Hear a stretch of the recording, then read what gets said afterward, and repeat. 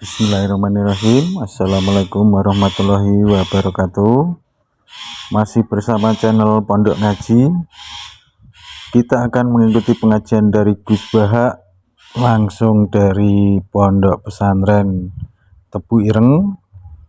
Tema mengenang kehebatan dan kebesaran dari Gus Dur. Langsung saja kita akan masuk ke dalam pokok pengajian. Saya ini syukur sekali karena waktunya tinggal sebentar, jadi uji nyalinya juga sebentar. Saya akan ngomong sesuai spesialisasi saya, yaitu fikih. Karena saya murid Kiai Haji Maimun Zubair yang bersanad lewat Mbah Karim sampai Mbah Hashim, atau bersanad lewat Mbah Mun, Mbah Zubair, kemudian Mbah Fakih Mas Kumambang, juga teman Mbah Hashim ketika sama-sama ngaji di Mekah. Saya akan mengkagumi Gus Dur dari segi fikih. Ketika Gus Dur dilengsarkan dari presiden, yang paling saya kenang dan para ulama seluruh Indonesia, mungkin seluruh dunia mengenang adalah keberhasilan Gus Dur mengelola konflik itu tidak pertumpahan darah. Itu satu prestasi yang insya Allah jadi amal beliau, semoga mendapat ridhonya Allah Subhanahu wa Ta'ala. Karena yang paling dihindari oleh Islam sebisa mungkin adalah jangan ada darah menetes, apalagi hanya demi kekuasaan.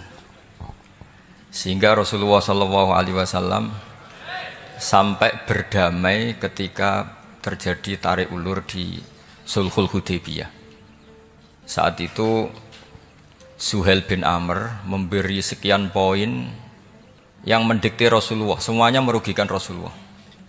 Tapi tidak semuanya merugikan Rasulullah, tidak ada yang menguntungkan sama sekali. Tapi Rasulullah menuruti itu semua demi tidak bertumpahan darah. Padahal Suhail bin Amr zaman itu masih kafir. Sehingga menjadi fikih bahwa perdamaian itu harus kita jaga. Sampai ada ayat wa in janahu lisalmi fajnalaha wa tawakkal 'ala Allah. Jika mereka ingin damai, kamu harus menuruti itu. Sehingga damai itu pula yang zaman era Gus Wahid, ketika beliau menginginkan negara berdasar Islam, itu banyak di buku, termasuk beliau panitia 9 persiapan kemerdekaan, Pebuki, juga tadi Gus Solahuddin cerita. Beliau akhirnya kompromi juga dengan negara yang berbentuk Pancasila. Kemudian itu disosialisasikan era Muktamar Situbondo, yaitu Kiai Haji Ahmad Siddiq, didukung oleh Gus Dur karena zaman itu beliau kalah sepuh sama Kiai Haji Ahmad Siddiq. Jadi itu fikih yang saya menjadikan pengagum Gus Dur, karena ibadah Darul Mafasid Muqaddamun ala Jalbil Masalah adalah ibadah yang luar biasa. Berikutnya saya mohon sama Kiai Haji Solahuddin Wahid berkenan saya cara berpikir begini untuk Gus Dur. Jadi saya ini dari keluarga Kiai, saya juga senasab dengan keluarga Mbah Hashim karena sama-sama turunan Mbah Sambu Lasem. Jadi beliau adalah Abdurrahman bin Wahid bin Hashim bin Asy'ari bin Wahid lagi, terus bin Abdul Halim 2 sampai Mbah Sambu. Kira-kira nasabnya sama dengan saya, dengan Mbah Hamid yang dari jalur itu. Saya mau bercerita begini. Watak seorang cucu itu biasanya mengalir dari pikiran besar mbah-mbahnya atau leluhurnya. Karena setiap mbah-mbahnya pasti berdoa dzurriatan thayyibah, yaitu anak cucu yang baik. Saya sengaja di sini membawa kitab yang ditulis oleh Muhammad Asad Shihab, seorang Libanon. Menulis bahwa Mbah Hasyim Asy'ari adalah terhitung sebagai mujaddid, sebagai pembaharu Islam, setidaknya di Asia sini atau di Indonesia. Di sini ada kitab ini diterjemah beberapa kali, sebagian oleh Kiai Haji Mustafa Bisri, sebagian oleh Kiai Sodik Semarang. Saya punya edisi asli, edisi Arabnya, karena saya dari awal ingin ngaji sama santri-santri Tebu Ireng. Karena buyut-buyut saya itu termasuk gurunya Mbah Soleh Darat. Jadi buyut saya yang di Kudus, Pondok Damaran itu dulu Mbah Soleh Darat pernah ngaji di situ. Dan Mbah Hashim kecil pernah ngaji sama Mbah Soleh Darat. Dan tentu biasa itu dalam ilmu sanad, guru-guru saya indukannya di Mbah Hashim juga pernah ngaji beberapa ulama di Pantura. Dan saya pastikan di antara perilaku atau manhaj Mbah Hashim adalah, ini saya baca guru-guru beliau, kemudian ada perilaku yang persis ditiru Gus Dur. Jadi itu bukan sekedar bukan sekedar mitos atau kebetulan. Beliau punya pilihan-pilihan yang dipilih sampai akhir hayatnya. Di sini ada cerita proses Mbah Hashim ngaji, kemudian pernah ada seorang Jerman mau belajar Islam sama Mbah Hashim, kemudian ditemui beliau dengan sangat hangat. Ketika sudah mengenal Islam secara detail, ya saya ulang lagi, ketika sudah mengenal Islam secara detail, beliau ngendikan, kamu jangan tergesa-gesa, kata beliau, kamu harus menerima Islam ini secara al-bayyinah, secara argumentatif, secara logika yang benar, jangan karena terpaksa. Itu pula yang akhirnya Mbah Hashim mendorong khurriyatul fikri, orang itu harus merdeka dalam berpikir. Itu pula yang mengilhami Rasulullah SAW ketika Sulhul Hudaybiyah. Orang kafir yang masuk Islam harus dikembalikan ke habitat kafir, karena itu habitat asli, karena rata-rata dulu suku Mekah zaman itu kafir semua. Tapi yang orang Islam masuk kafir harus dibiarkan karena dianggap kembali ke habitat. Tentu semua perjanjian itu merugikan Rasulullah SAW. Tapi yang unik, Rasulullah itu menerima itu semua. Kata Rasulullah, sudah perjanjian itu kita terima saja. Akhirnya perjanjian itu diterima. Kemudian tapi Nabi hanya minta satu hal. Orang kafir Quraisy tidak boleh melarang orang diskusi Islam. Akhirnya mereka diskusi tentang Tuhan, tentang agama, tentang macam-macam. Sehingga mereka akhirnya membandingkan, namanya punya Tuhan batu sama Tuhan yang disebut Muhammad. Tentu mereka masih jangkar pakai nama Muhammad. Mereka diskusi. Kalau kita punya Tuhan berhala, efeknya begini-begini. Kalau Tuhan kita banyak, efeknya gini-gini. Diskusi. Yatafawaduna fil hadis. Mereka diskusi secara terbuka. Terus fama ahadun ya'kilu syai'an illa dakhala fihi. Kemudian seseorang yang berpikir secara benar, yang mengenali Islam, pasti akan masuk Islam. Sehingga karena mereka diskusi bebas tanpa tekanan, akhirnya mereka memilih Islam. Dan setelah mereka Islam, mereka akhirnya ikrar Islam sama ikrar, ya cara sekarang ikrar, kemudian menjadi Muslim, dan otomatis perjanjian itu dibatalkan. Makanya kata Imam Zuhri, guru Imam Malik, maka nafathun a'zuma fil Islam min sulhul Hudaybiyah. Enggak ada kemenangan Islam sehebat kemenangan dalam Hudaybiyah, yaitu orang berbebas berpikir. Kemudian kebebasan berpikir ini pasti mengarah ke mengaku yang benar, menanggalkan yang salah. Tentu orang dulu mendewa-dewakan Lata Uzza, pokoknya menuhankan makhluk, menjadi sadar bahwa itu aneh. Kenapa kita harus sembah batu yang dipahat? Kenapa kita harus menyembah makhluk dan sebagainya? Dan akhirnya mereka Islam. Tapi dulu kalau suasana perang itu keinginan orang hanya ingin menang kalah. Jadi yang kafir itu hanya ingin menang. Pokoknya jangan sampai kalah. Nggak pernah berpikir Islam itu apa. Di mana-mana perang itu ya pikirannya menang kalah. Tapi setelah nggak ada perang, meskipun segala perjanjiannya merugikan Islam, orang akan berpikir secara objektif. Makanya fama ahadun ya'kilu syai'an illa dakhala fihi. Tidak ada seseorang yang berpikir tentang Islam kecuali akhirnya masuk Islam. Sehingga itu disebut maka nafathun a'zuma fil Islam min sulhul Hudaybiyah. Enggak ada futuhat yang sebesar sulhul Hudaybiyah. Ya, kitab ini namanya Wadi'ul Labinat Istiqlalil Indonesia. Mungkin santri Tebuireng mungkin lebih tahu ya, karena harusnya lebih tahu. Jadi kalau tahunya baru sekarang ya rondo innalillahi wa inna ilaihi rajiun. Jadi saya tidak perlu bangga lebih tahu, karena memang seharusnya Anda lebih tahu. Kalau tidak ya keterlaluan. Ya namanya itu Wadi'ul Labinatil Istiqlal al-Indonesia. Ini saya baca, tapi ini demi Gus Dur, artinya bahwa pilihan-pilihan itu mulai ada zaman Mbah Hasyim Asy'ari. Saya baca satu-satu ya, mulai kredibilitas ilmu beliau, karena dalam Islam itu harus ada sanad. Saya pernah ditanya seorang ilmuwan, Pak Bahak, kenapa Islam itu harus ada sanad? Kita kan orang cerdas, kan bisa berpikir sendiri, ngapain nunggu pikirannya orang-orang? Kata saya. Terus saya bilang, agama itu agamanya Allah dan Rasul. Kalau pikiran kamu namanya agama kamu, bukan pikiran agama, kata saya. Kalau kamu punya pikiran, ya namanya pikiran kamu, tidak agama. Kalau agama itu harus bersanad. Jadi pikirannya Mbah Hashim sama dengan pikirannya Mbah Mahfud pikirannya sama dengan Said Abi Bakar Sato sama dengan Sayyid Zaini Dahlan dan seterusnya sampai logika itu sampai Rasulullah Shallallahu Alaihi Wasallam. Saya beri sekian contoh. Pikiran yang kita ciptakan bisa salah, misalnya begini. Dulu misalnya Nabi pernah bersabda, al-qatil wal maqtul finnar, pembunuh yang dibunuh sama-sama neraka. Jadi idal taqal muslimani bisayfihima fal qatil wal maqtul finnar. Jika dua orang muslim bertemu sama-sama bawa pedang, maka yang bunuh maupun yang dibunuh itu sama-sama masuk neraka. Makanya kita harus syukur sekali Indonesia itu paling menghindari membunuh, karena kalau sesama muslim membunuh itu ancamannya berat, sama-sama masuk neraka. Bukan sekedar diboyong dari pondok Tebu Ireng, itu neraka gitu. Kalau dibayang pondok gampang itu, nanti mondok lain gampang.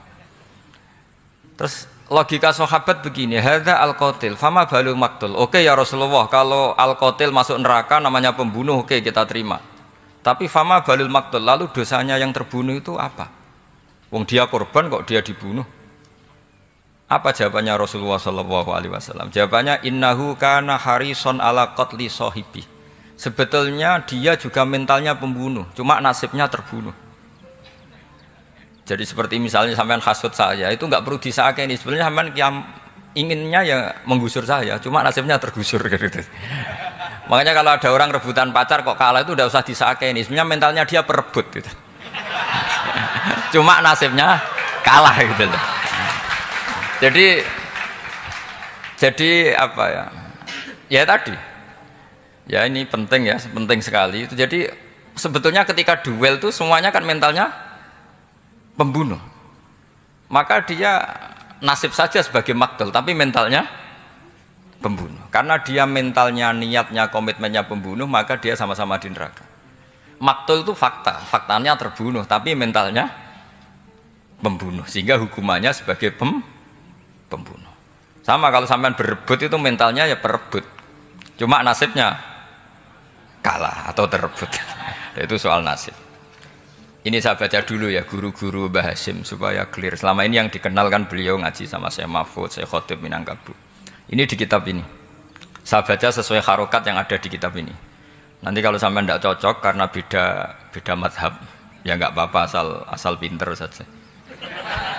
Karena baca kitab itu unik. Kadang-kadang satu guru sama guru yang lain itu beda-beda. Dan biasanya guru itu nggak mau kalah. Mbah Mun tuh sering cerita, ada kiai maknani wati ini lan wit ahlu. Itu muridnya gerutu karena pernah mondok itu kok nggak gitu. Pak guru, di kitab saya maknanya itu pohon elo. Lah iya cung, wit elo kena gua alu kata guru. Karena gurunya nggak mau kalah. Gitu. Ada yang guru itu salah baca wal jarodin lan lawang. Muridnya nggak terima. Pak Yai saya pernah ngaji itu maknanya walang. Lah iya walang sing ning lawang cung. Itu memang kasus makna-makna di Jawa itu banyak itu. Karena awalnya memang wis rodok bodoni. Kenapa saya bilang bodoni? Yang bilang Mbah Mun makna Jawa ono bodoni ini ya. Karena watin itu kan nggak ada di Indonesia. Tapi kiai itu malu kalau gak iso maknani. Akhirnya wati ini wet elu. Tanyakan orang pakar ahli Jawa ya tidak tahu loh itu apa. Pokoknya butuhnya kiai itu ada lafaz ya ada maknanya. Padahal jenis itu nggak ada di Indonesia. Seperti haudat itu maknanya di Jawa sekedup. Sekedup itu rumah kecil yang ada di unta zaman dulu. Di Jawa ada enggak? Tidak ada. Kalau kamu tanya orang Jawa ini apa namanya? Namanya ya rumah kecil di atas unta. Tapi Kiai Jawa dulu punya makna namanya apa? Sekedup. Jadi Kiai Jawa itu luar biasa improvisasinya. Ya rodok bodoni itu. Lah yang sering bodoni itu bab halal haram, tapi bodoni apik. Yang tidak semua bodoni itu buruk, kadang wajib. Betul ya? Ini sama tergesola. Ini karena keahlian fikih saya juga barokahnya Mbah Hashim Asy'ari supaya beliau senang. Beliau senang karena para nabi, para wali, para ulama itu tidak meninggal. Tadi kalau Mbak Anita bilang wafat itu kalau dalam bahasa Arab wafa yafi wafaan itu maknanya nuhoni. Nuhoni itu sudah memenuhi. Jadi sebenarnya memang nggak pernah ada orang mati itu. Jadi kita punya jatah umur, jatah rezeki sudah terpenuhi semua. Namanya wafat. Dari kata wafa yafi wafaan, sesuatunya sudah penuh maka diambil. Kalau roh sendiri nggak pernah meninggal. Ya roh sendiri kalau Mbak Anita bilang kita memperingati kehidupan Gus Dur ya memang hidup karena tadi nggak ada siapapun bilang orang itu mati. Orang mati itu adalah jasad, rohnya diambil dari jasad. Lah roh sendiri ini nggak pernah berstatus mati karena makanya orang Jawa semua sepakat. Wong mati ku piye sing nyawane dijabut. Jasadnya mati, nyawanya diambil. Kemudian nyawa ini yang mengalami dapat nikmat maupun dapat azab. Sehingga keyakinan ahli sunnah wal jamaah ini perlu didoakan karena menghadapi Allah butuh topangan doa dan doa itu nggak pernah salah karena otoritas doa itu milik Allah Subhanahu wa Ta'ala. Tidak bisa kamu nyemprit Allah ini sudah akhirat loh, amal nggak ada gunanya loh, tidak bisa. Allah tetap zat yang bisa mengabulkan doa siapa saja. Sehingga ahli sunnah berpendapat doa itu yanfa'ul mayyit, doa itu manfaat untuk mayit. Sehingga Basim Asy'ari ngarang secara spesifik risalah an ahli sunnah wal jamaah. Di antara yang paling pokok adalah ad-du'a yanfa'ul mayit, bahwa doa itu manfaat pada mayit. Ini saya hitung ya guru-gurunya Mbah Hasyim. Darus Salhat Muhammad Hasyim Asy'ari ini karangannya Asad Syihab, orang Libanon. Buku ini selesai tahun 72. Beliau lama sekali ikut ngaji di sini sama Mbah Hasyim. Tapi sebagai peneliti, beliau ke sini sudah alim. Ndak terus masih ngapalkan alif bata itu ndak, masih sudah alim. Darus Salhat Muhammad Hasyim Asy'ari fil Haramil Makki Syarif fi Makkah Al-Mukarramah alaihi ulama. Seterusnya beliau hitung ya. Amsalus Syekh Ahmad Amin Al-Attar wa Sayyid Sultan bin Hasyim wa Sayyid Ahmad Zawawi. Ya dihitung ya sudah berapa itu. Tapi beliau ke sana sudah alim loh. Jangan sampean kira kalau sampean ke sana itu jadi TKI repot nanti itu. Itu kata Mbah Mun kalau ada orang mau mondok Mekah. Apa mondok Mekah wis alim dereng. Kersane pinter bahasa Arab, Pak. Bakul es nang Arab pinter bahasa Arab kata. Jadi kalau sama orang belum alim mondok di Mekah itu agak duka beliau. Ya, Syekh Ahmad Amin Al-Attar, wa Sayyid Sultan bin Hasyim, wa Sayyid Ahmad Zawawi, wa Syekh Ibrahim Arab, wa Sayyid Ahmad bin Hasan Al-Attar, wa Syekh Said Al-Yamani. Ini yang gurunya Mbah Zubair juga, guru-gurunya keluarga sarang, wa Sayyid Husain Al-Habsyi. Ini mbah-mbahnya keluarga Habib Anis Solo. Jadi ya pokoknya keluarga besar Solo karena kita tahu Habib Anis itu bin Alwi bin Ali yang punya simtud Duror bin Muhammad bin Husain. Alladzi tawalla mansibal iftah hatta wafatul maniyah wa Sayyid Bakar Sato. Ini yang ngarang Anatut Thalibin. Wa Syekh Rahmatullah wa Sayyid Alawi bin Ahmad As-Segaf. Ini yang ngarang Tarsihul Mustafidin. Kita tahu sarah i'anah paling terkenal adalah dua, I'anatut Thalibin dan Tarsihul Mustafidin. Itu dikarang oleh Alawi bin Ahmad As-Segaf.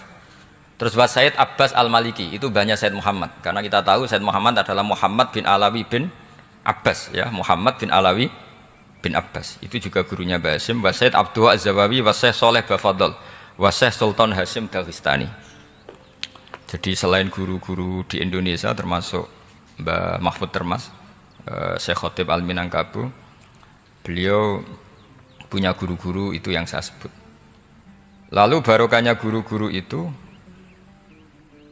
ya, barokahnya guru-guru itu, Mbah Hasyim berpikir seperti itu, dan berpikir seperti itu yang mengilhami Gus Wahid, kemudian Gus Wahid mengilhami Gus Dur.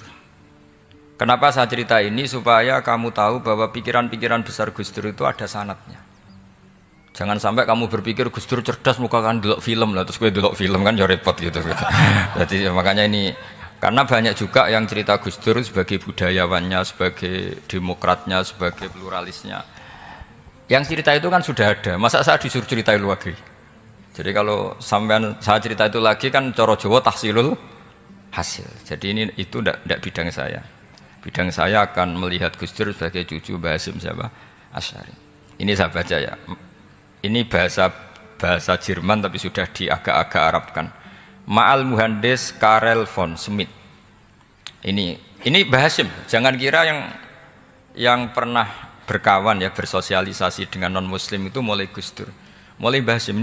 Ini di halaman 108 kitab tadi, Wadi'ul Labinati Istiqlal Al-Indonesi. Kitab ini boleh sampean gasap kok. Nanti setelah ini tak bawa pulang atau sampean gasap nggak apa-apa. Ini santri-santri tebu ireng nggak apa-apa. Siap ya? Ya nanti bisa dibajak. Lakot kan seterusnya hakon ziaratil alam Muhammad Hasyim maka nadalika fi yaumini 7 Juli tahun 1936. Fi maqorihi tebu ireng. Haitsu taqaltu indahu bil muhandis Karel von Schmidt. Wa kanatil fursa saikhal tahadus ma'ahu tawilan.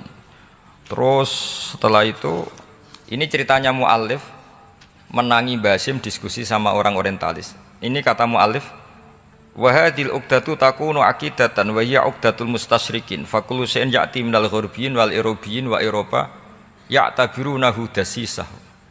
Jadi zaman itu Mbah Hasyim itu sering punya tamu dari Eropa, dari barat, dari macam-macam. Sumasta trodal muhandis fa terus seterusnya sampai nah ini cerita saja betapa Mbah Hasyim itu perkawanannya luas sekali.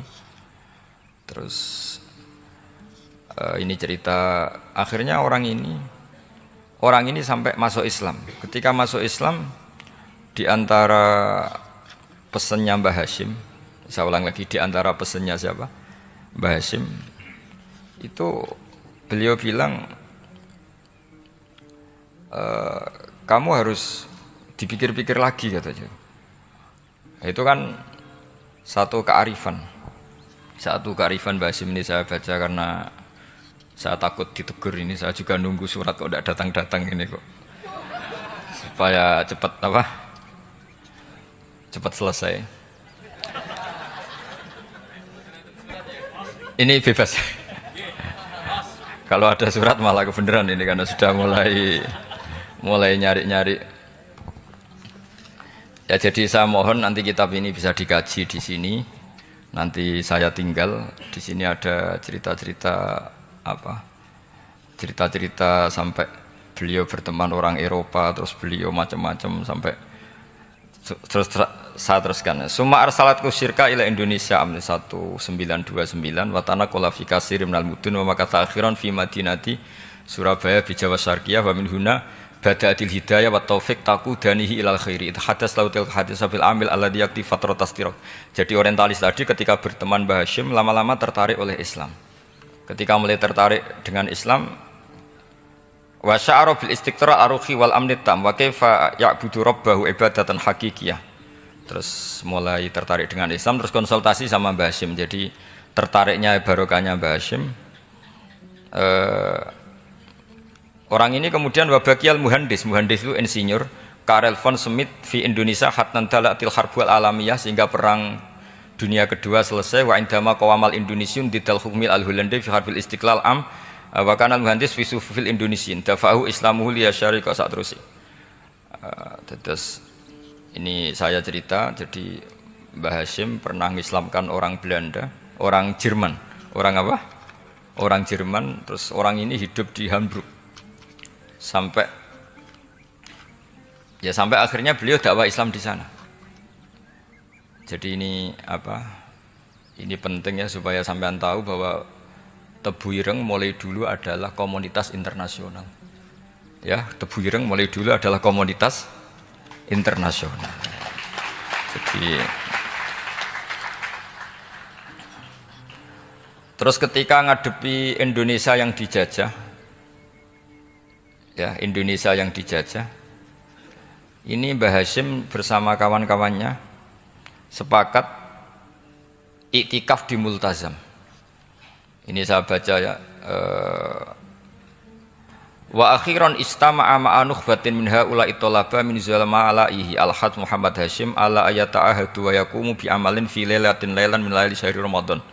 Al-mu'azzam istama'a haula'i talaba waladina yantamuna ila iddati qawamiyatin. Qawamiyah itu kalau bahasa sekarang perlawanan min Afrika wa buldani janubi Asia, Asia Tenggara wa Asia al-Wusta, Asia Tengah wal buldan al-Arabiyah wa kana al-had Muhammad Hasyim Asy'ari ahadahum bahwa qafu jami'an amamal multazam bil Ka'batil musyarrafah wa ahadu wa aqsamul yamin ala yakum bil jihad fi sabilillah li ilahi kalimatil Islam wa tauhidil muslimin binasril ilmi wa tau'iyah wa tafaqquh fiddin talaban lil mardatillahi ta'ala la yarjuna min wara'i dzalika malan wala mansiban li anfusihim.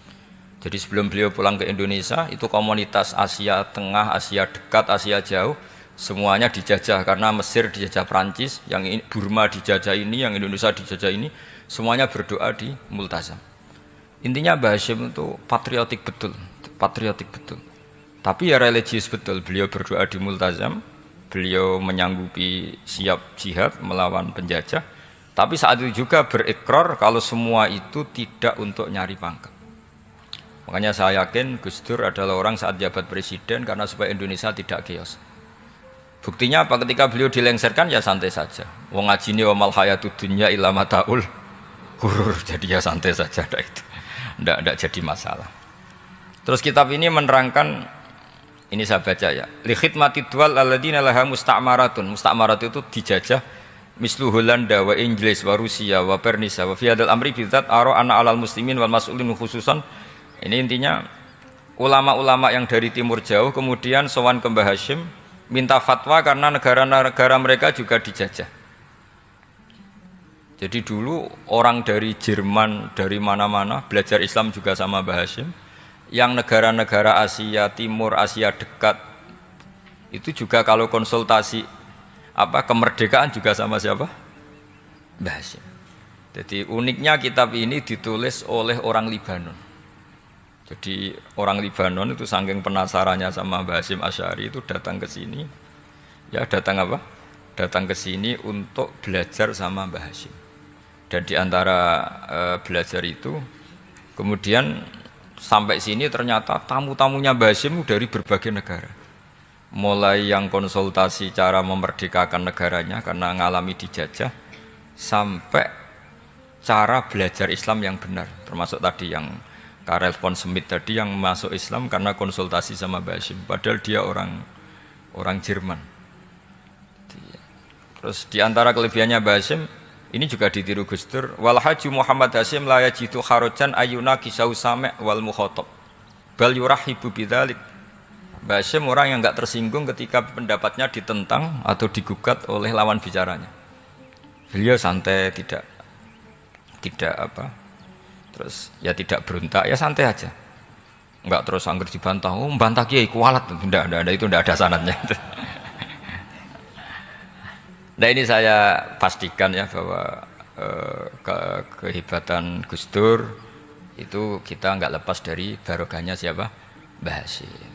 Sekaliber Rasulullah SAW sebagai Sayyidul Khalqi, Sayyidul Anbiya al-Mursalin, beliau yang ngakui ana da'watu Ibrahim wa bisyaratu Isa. Aku hebat ngene iku barokah dongane Nabi siapa?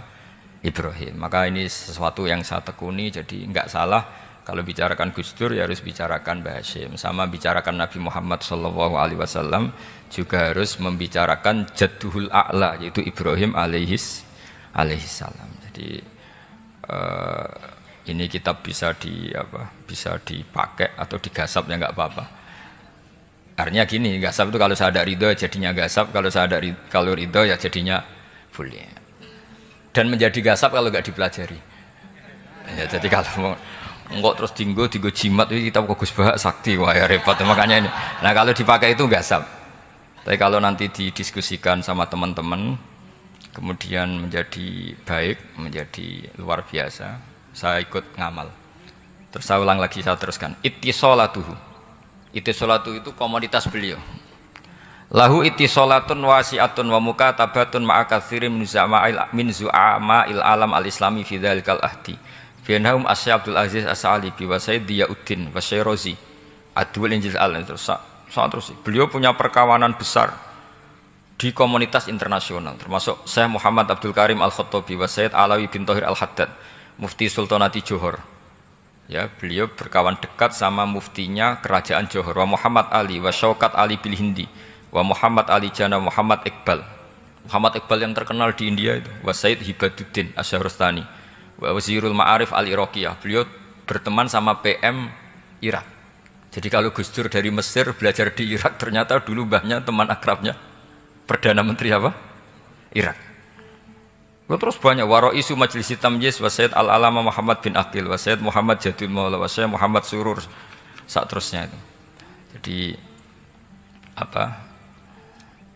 ini nanti saya tinggal termasuk catatan-catatan ini, saya mohon ridho dari Gus Solah dari supaya santri-santri sini belajar Mbah Hashim lebih serius supaya gampang.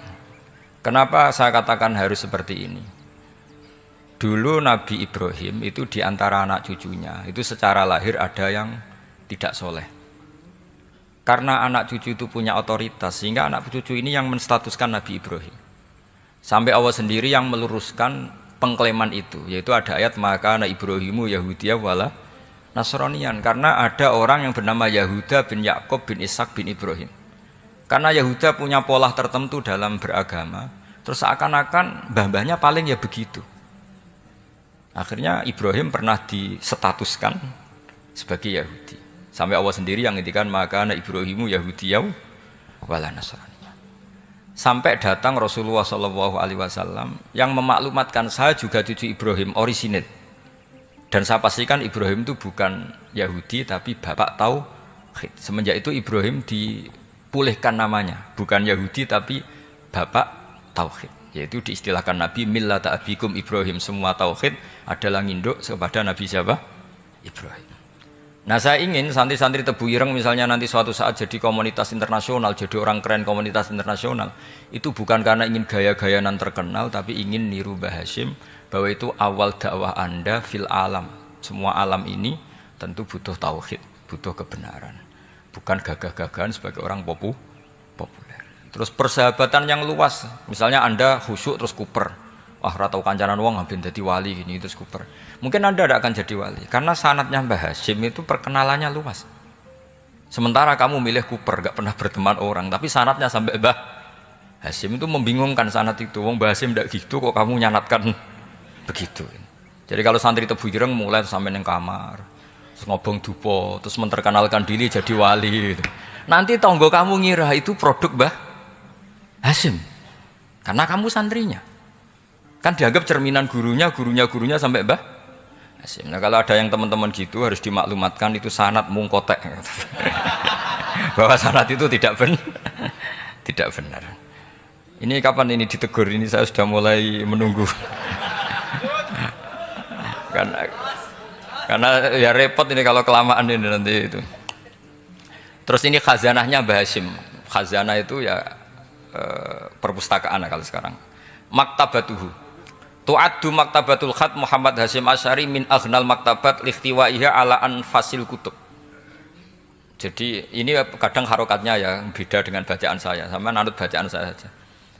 Di sini ditulis anfusil kutub. Selalu saya baca anfasil kutub karena maknanya kitab terbaik. Kalau kitab terbaik bacanya bukan anfus tapi apa? Anfas. Ya nanti kamu debat sendirilah sama teman-teman ini bacanya apa. Karena ini kadang harokatan. Kalau kadang harokatan repot, ape bantah itu kadang sungkan mbek sing aran, orang bantah kadang beda. Lah supaya selamat, iki ora saleh mualif, khotote sing goblok biasanya gitu korban.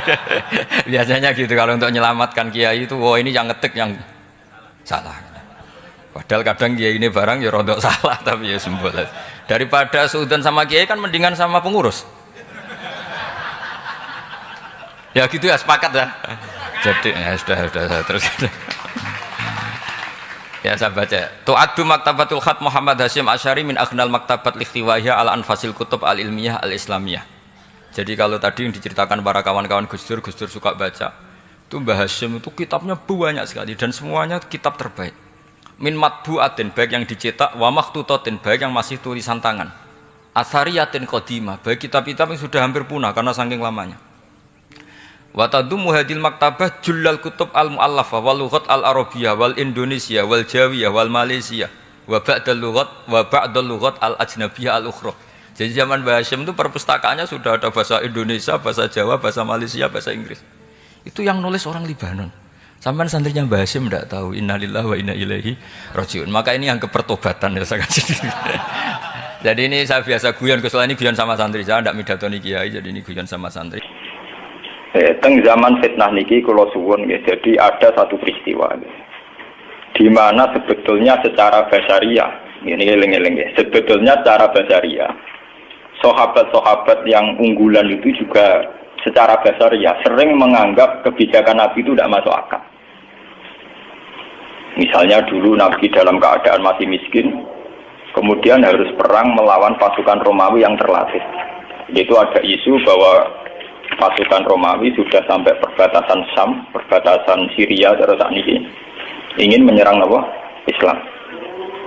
Sehingga mau tidak mau Nabi harus menghadang pasukan Romawi itu. Nabi akhirnya harus mengumpulkan pasukan dalam segala keterbatasan. Ini itu menghadapi pasukan terlatih. Nabi banyak punya ribuan sahabat.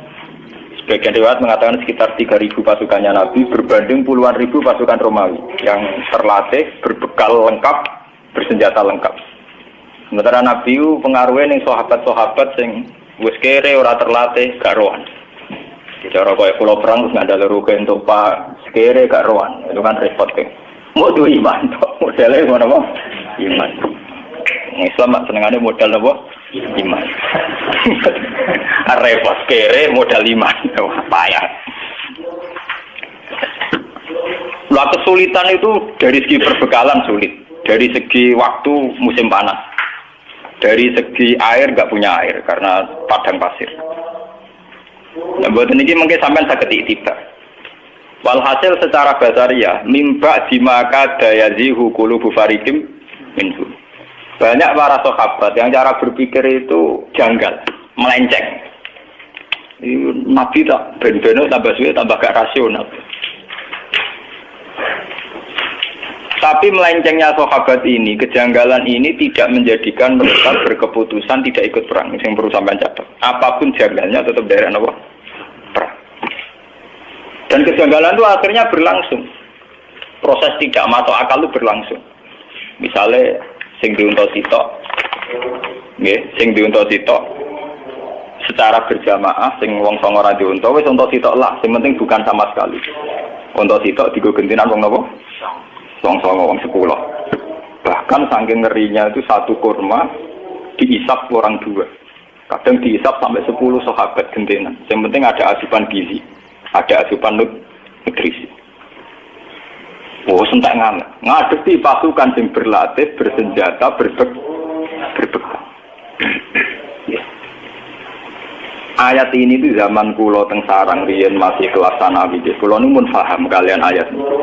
Ayat ini kulo cerita. Kenapa saya ajarkan sekarang ya? Karena ayat ini itu satu-satunya ayat yang membuat saya zaman di pondok sampai sekarang. Meskipun kere ya mimpin pede mawon. Nanti sopan luwes kere ya pede mawon.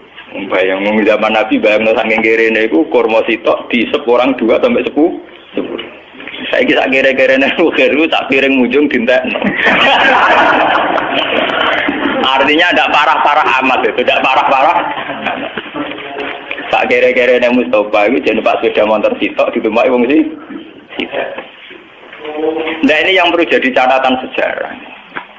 Bahwa kita tidak boleh cengeng. Ini yang perlu jadi motivasi kita. Kita tidak boleh cengeng. Sebetulnya dalam teori nutrisi atau teori apa saja itu sama. Saya pernah ngajar berkali-kali. Contoh gampang nak poso. Sampeyan rungokno tenan ngaji be wong alim sing penuh penelitian. Kula boten sekedar penelitian fisik boten, penelitian rohani. Ya penelitian apa? Rohani. Lewat petualangan rohani. Contoh gampang nak poso. Wong poso mulai subuh sampai maghrib itu tidak makan, tidak minum.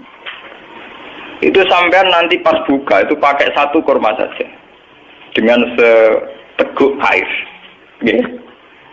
Dengan orang sing makan wareg sak piring ngombe sak gelas penuh. Itu nak kon tukaran gula, itu tetap 50-50. Mergo koyo pulih. Yang penting tidak sama sekali. Dalam Islam itu yang penting tidak sama sekali. Makanya Nabi ngendikan umatku itu selalu dalam kebaikan selagi bergegas berbuka meskipun walau bijurati wa'id, meskipun dengan hanya seteguk air. Sama. Artinya sama itu begini, kemudian dalam konteks perang. Wong kafir sing melimpah harta, engkok mangane ya sak piring. Dan dia punya tenaga karena mangan sak piring penuh. Iku mbok duwe rugen sing mangan sak puluhan nambah banyu sak gelas. Itu sama. Kemungkinan menang kalahnya apa? Sama. Apalagi kalau perang pakai senjata, tidak pakai gulat. Iku ndi sing kena dhisik ya mate. Artinya apa dalam konteks jihad? Tidak menjadi alasan sing mau kelar mangan sak puluhan menjadi tidak wajib jihad karena punya musuh sing mangan sak piring ngoten paham iki nanti cari itu yang perlu sampean paham ya. Nah, sekarang umat Islam itu kan cengeng. Mosok mangan sak puluhan nglawan wong sing mangan satu. Dalam masalah uang juga sama. Kulo niku anake kiai level kabupaten Jawa level ke Jawa Tengah. Iku padha wae kowe lunga mbek wong sing sanggup sak miliar. Lunga ning perjalanan kene Semarang. Dan bupati misalnya. Itu ambek sampean sing sangu 500.000 itu PD-nya sama. Karena kamu tahu di perjalanan paling butuh marung, butuh rokok. Sementing ora gas lho, mus haram lho, kowe lu ora sanggup gas haram. Sorry. Mergo mesti tahu mah, mau sufi itu do langit teger blas. Mboten kenapa saya membawa kiai kabupaten Pulau itu sering kadang lu ambek wakil bupati, mbek bupati. Karena kebetulan kadang teman saya, kadang keluarga saya. Itu sama. Karena kita tahu, kok mangani sing sangu sak miliar ya sak piring. Aku sing sangu 500.000 ya sak piring. Wong sing duwe sak miliar rokokan sik merek apa wae ya sak mutan, sak lonjor. Sing kiri kaya rukin nggih napa? Sak lonjor. Dengan filosofi itu tidak ada alasan kamu minder, karena sama. Paham ya? Angger kowe berpikir tidak sama, mesti tekembek dengan toma. Kiri to, toma. Jadi sangu 500.000, 200.000 terdempak-dempet. Karena apa? Kamu minder ngadepi orang yang sangu 1 juta. Kenapa kamu minder? Karena kamu toma, ingin punya uang 1 juta. Dan gue imanem pas-pasan, ngenteni PDW, ngenteni di duit 1 juta. Padahal dari tidak PD itu kemudian lahir watak toma. Lahir dari mental budak, mental abdi. Jika seorang kiai atau santri nak lunga mbek bupati, posisine bupati sing ngandani dadi santri yo kerja bareng lho urip kok nganggur tok. Santrinya terus meninggal. Mergo ngrasa kere gak pede. Coba kalau padha pedene, yo tak tampa nasihat soal kerja pancen pinter kowe, tapi kita tak nasihati. Ya abad salat bareng tok. Ning donya sementara. Wani to tanggal sing ngono. Lendak gak pati wani kan? Penak ekono gara-gara di duit nasihati pelang-pelang kowe rawani bales nasihati. Mergo kowe ora pede. Ora pede dimulai cara berpikir yang salah. Yaiku kowe ngrasa gak banding di duit 200.000 kok banding 1 miliar atau 100 juta. Coba kalau kamu pede. Lho kula sering dikandani kadang wakil bupati atau keluarga kan sebagian keluarga saya atau teman saya. Ya kadang ngandani santri itu sebaiknya begini. Ya ngandani ya biasa mau keluar. Iya, nah soal sebaiknya orang santri tok, pejabat sebaiknya ngene-ngene cangkem wae biasa mawon damai. Karena saya pede, umpama mau didone dalan wong wis sangu 500.000 aku bayangno umbal Semarang narukan nganti ngenteni donya piro. Cara kula marung ya kelar. Sing ora blas haram lho, Pak blas itu haram ngeleng-eleng. Dalam Islam itu tidak mengenal teori nopo blas, tidak boleh itu. Wala fatak uda malumam masyhur, wala tabsudha kullal pasti pokoknya blas itu haram. Dalam Islam itu pokoknya radhi blas itu haram, radhi pengaruh blas haram. Orang-orang sing pokoknya sing blas itu haram dalam Islam. Parah. Lha ini perlu. Ini satu-satunya ayat yang saya pede. Kenapa saya pede mimpin? Meskipun ini tak pimpin ya kere-kere, pimpinannya ya kere. Itu bisa dihitung. Dia kalau kan bolak-balik matur ke ngaji. Ketika di New York di Jakarta banyak apartemen mewah. Di situ banyak perempuan cantik yang menggoda. Gue iso mikir. Paling banter ning apartemen tingkat 100, tingkat 50, tetep sing digoni iku sak kamar. Nanti kenikmatannya juga karena seks, karena bergaul dengan satu perempuan. Nah, gue kan malah sekali-kali pede mikir, tangan-tangan wong modern ya bento. Wong gawe nggon 100 kok digoni mau sak kamar. Ana padha mek sak kamarku. Padha mek sak kamar. Tangan-tangan ya bento. Coba kalau orang yang ke kota, santri ke kota membawa iman dan tingkat rasionalitas yang tinggi dengan membawa tingkat kesufian yang baik. Tentu akan cara berpikir di rumah gedung kaya apa sing dinggoni ya masak nggone cebloke awak. Di beras pirang tono sing dipangan ya masak. Sehingga saat kamu di rumah punya beras 10 kilo itu PD-nya ya sama. Sing 10 kilo PD-nya sama dengan sing duwe 10 ton. Karena cara berpikir kok sing dipangan sak piring. Nah belas ra iso kan berpikir ngono. Mergo mangan kira mangan kan ngeri to. Nah itu kan perbandingan sing ngeri. Haram lah sampai perbandingan tidak punya itu haram. Dalam Islam haram.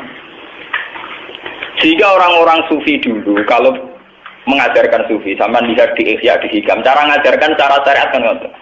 Sebelum orang itu iman secara baik, dibenarkan cara berpikir, karena agama liqaumi yaqilun liqaumi yatafakkar. Lihatlah orang yang bajunya banyak 2 lemari 3 lemari, itu yang dipakai juga hanya satu. Mereka nak nganggo 3 bareng dak pengedan. Nggih mboten. Nganggo 10 bareng dak pengrawah. Artinya saat rugen duwe klambi 3 mbek sing duwe klambi 100 itu sama, karena yang dipakai sama-sama satu. Sementing ora blas lho, udah mergo iku haram. Kok agar blas-blas napa? Haram. Ora sing nganti blas iku napa? Nah, dengan teori ini pula, nggih, dengan teori ini pula Nabi memberanikan diri terus jihad.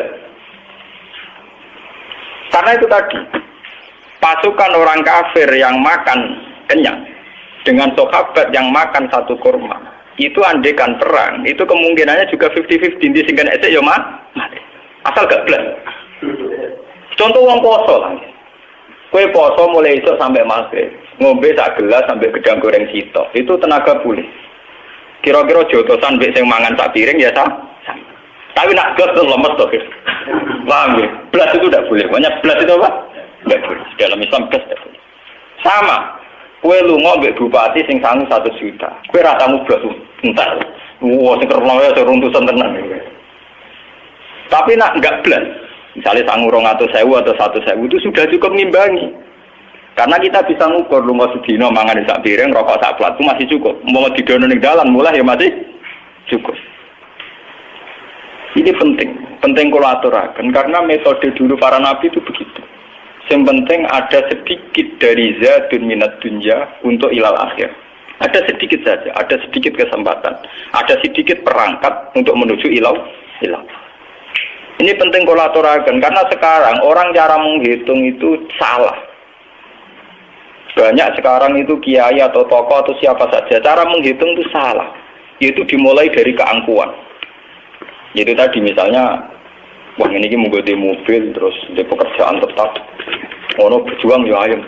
Misalnya nyai BPNS, ono ya ayam. Untuk nyai DPR kan ayam digaji tetap, karena ayam ngurmat santri. Ajane ayam merah ngurmat santri, ngurmat dunia. Karena ngitungnya tentu dia itu 1 bulan pengeluarannya 2 juta, maka gajinya harus 4 juta. Pengeluarannya dia 4 juta, maka penghasilannya harus 6 juta. Dia tidak pernah menghitung bahwa dirinya dia itu hanya butuh makan 1 piring, 1 potong pakaian, dan 1 tempat untuk merebahkan badan. Itu butuh sak kamar, Rom. Nah, gara-gara berpikir yang salah ini kemudian ada kekosongan jihad yang berkelanjutan. Yaitu setiap orang yang ingin jihad dengan hitung-hitungan kelengkapan materi dan fasilitas. Akhirnya orang itu jihad tenang. Wong kula bayang jihad itu gampang. Umpama kula ora duwe santri sing seneng kula bubar. Sing seneng kula kok preman jihad preman to gampang. Kok repot. Wong sing diarani dakwah iku dak anas ilallah. Ora ana ning Quran wa man ahsanu qalam mimman da'a ilallah kudu da'a atau labah santri utawa ning jamaah pengajian ora ana. Pokoke siapa saja mengajak ilallah itu baik. Nasibe wong nek kaya kula duwe santri di penggemar ana sing nasibe wong cilik senengane padha wong cilike ana sing satpam ya nasibe kancanan satpam itu semua punya peluang gak ana apa hilang asal cara berpikir tidak dimulai dari tomak. Tapi kalau cara berpikir dimulai dari tomak wis kiai DPR Rahmat Mursid ngono berjuang yo ayam gula akeh pakanan berjuang cinta nggo apa manganku dheweku. Nah itu cara berpikir yang salah. Makanya lewat ngaji ini sampai akan tahu bahwa yang dialami sahabat itu pernah sangat ekstrim. Iku kurma sitok dipangan wong loro nganti wong 10. Tapi itu sama, secara gizi sama, secara asupan nutrisi apa? Sama. Sama-sama punya kekuatan, punya potensi untuk menghancurkan lawan. Sementing tidak sama sekali. Wah bulan baleni, untuk kadang santri marate nganti blas. Nah, blas iku ngeri to. Gitu wamu apa ora diwodo. Kula kopi ra duwe penyuka iku bagus. Nek iku parah. Cara kula ya gula minimal ya 3 ya kira-kira tenek 3 cingkir kopi lah. Mosok ora kiai ditamu sak mobil lan ra ngarah. Paling tamune pateng rentel 1 loro. Ayo kira-kira paling gak duwe minimal gula sing nggo nyuga ya ngopo? Wong lho. Pokoke nak blas tuh haram. Lho kula nate melarat teng kos-kosan kuwi kula nu santri kula tak dalem tak kandhani. Minimal duwe gula, minimal kena nggo nyuga wong 5. Ya duwe sari minimal gue makani wong limo. Pokoknya minimal tuh harus kita batasi. Paham ya? Loh, kalau nanti melarang. Tapi semenjak dulu saya terinspirasi ayat ini. Betapa kemiskinan itu tidak harus menghentikan perjuangan. Wah ora blas. Ya kan iki leng-leng gitu. Wah ora apa. Wasiat tenan tenan mata nopo. Oh blas itu dosa. Oh blas itu nopo? Dosa. Bar ngaji iki mulai istighfar sing blas-blas iki. Tapi sing tomak malah wakil istighfar. Aku berjuang ya bayangane kok nyalak buar. Senengane mesti ngoten. Nek gaji tetap berjuang kan ayam Gus cangkem wae. Oh sing ngono kok mbok omong dari wong bodho ya ora rasa mbok omong. Kowe ngomongno barang jelas ketok bento ngono nyalek. Bentone ra karuan. Omongane wong angon ta, wong gak roh nek digaji tetap luwe ayam dibagi nek digaji tetap. Iku sampean padha karo muni banyu iku adem, geni ku panas. Lah nek bento ngono ora usah nyalek kok niku tau. Lho kula biasa nasihati caleg-caleg wonten. Iki kesangan bento suwe nek bento ya. Bento jadi kadang-kadang wong. Luwe suwe to nek digaji tetap luwe ayam timbang sing digaji. Tapi padha karo muni geni panas banyu adem. Nang ora waras kaya. Karku niku lek kecer berjuang aja berganti gaji tetap bento kan. Tapi yang sentra ngamuk kula ya ora tersinggung. Singgung buan. Salah konsultasi sing ngongkon sapa. Ngawi dengo-dengo nang omah diparani. Sing ngongkon konsultasi napa? Sapa? Kalau cara ini, jadi ulama sengak aku rasa sengak. Iku kuliah hakko kalau karena murah. Sing sengak aku kowe ya. Dia iki bocah mikir urusan. Kowe luwih sengak dibanding aku. Paham ya? Kecuali aku teko Moroma ngandani kowe lho. Aku sengak njajah. Kowe sing jajah aku sih malah. Mau tengok-tengok ning omah mbok jajah. Lah nek pertama apa-apa nek tamu lan kritik ini jenenge napa ya? Jajah, penjajah ora sopan. Kalau itu paling pede. Nah, ini penting saya terangkan. Kenapa saya berani pede sama orang-orang kayak gitu? Karena saya merasa cukup. Artinya merasa cukup, aku agar kelar nukokno susu anakku, bojoku kelar mangan, ya sudah saya nganggap cukup. Agar sing wedi mesti ana unsur toma. Nak kenal caleg kan gula tambah, salam template tambah. Lah nganti wong buta tambah mesti faktor toma. Karena orang yang tidak toma tentu nganggap yang sudah ada cukup. Ini jenenge napa kula mau ngomong, harus ada pengalaman spiritual, pengalaman rohani. Bahwa hidup itu mudah cukup. Sebab itu para sahabat ketika mau menghadapi pasukan Romawi yang dengan segala kelengkapan, mereka tetap pede karena merasa cukup. Enggak mangan tak piring ngono ya tak piring. Paham ya? Sama. Nah ini harus jadi pengalaman ya. Peristiwa perang Zatil Usrah itu harus jadi pengalaman. Bahwa untuk berjuang, untuk izzatil Islam, untuk apa saja itu dimulai dari mudah cukup. Mulanya terus wonten ulama ada kenapa al-qanaatu kanzun la yafna. Kita harus harus nerima. Qanaah itu kanzun apa? Layaknya. Satu gudang yang tidak akan kering, tidak akan rusak. Ini satu poin ya, dari peristiwa ini. Terus poin kedua, natijah kedua. Ngeleng-ngeleng. Kalau nanti merasa melarat itu butuh tobat. Ora oleh nganggep ngaji iki setengah, butuh tobat. Mulai butuh istighfar. Dengan kemiskinan yang parah ini bukan roh, ben paham ya. Melarat. Wes melarat ngono iku.